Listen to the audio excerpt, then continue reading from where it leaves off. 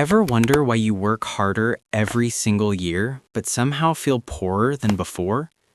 You do everything right. You show up, you work long hours, yet groceries cost more, rent keeps rising, bills never seem to end.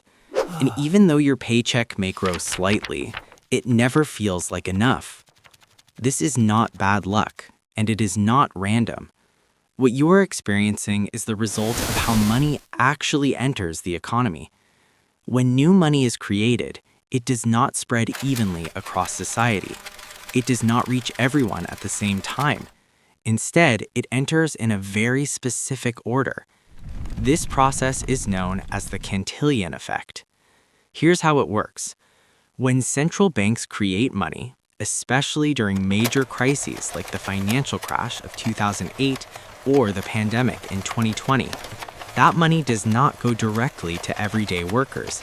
It goes first to large banks, financial institutions, and major market players. These early receivers gain access to newly created money before prices rise.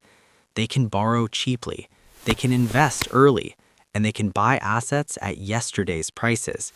They buy stocks, they buy real estate, they buy businesses. As this new money slowly moves through the system, prices begin to rise. Asset prices rise first. Stock markets climb. Home prices surge. Business valuations increase. By the time this money finally reaches normal workers and savers, prices are already higher. Food costs more. Rent costs more. Healthcare costs more. Education costs more. So even if you earn more dollars than before, those dollars buy less. This is how wealth quietly transfers upward.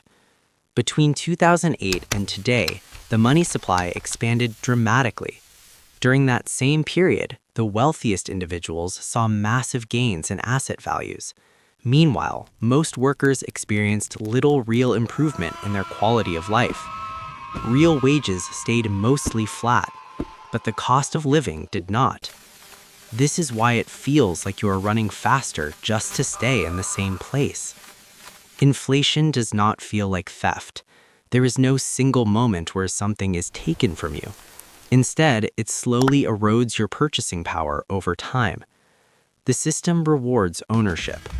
If you own assets, inflation works for you.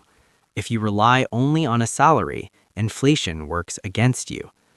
This does not mean the system is fair, but it does mean the system has rules. You may not control money printing, you may not be close to the source, and you may not have access to cheap capital, but you can choose how you play the game. The goal is not just to work harder. The goal is not just to save more dollars. The goal is to move from only trading time for money to owning things that grow when money is created. Because once you understand the game, you stop playing blind. And that understanding changes Now you know how the everything. system works.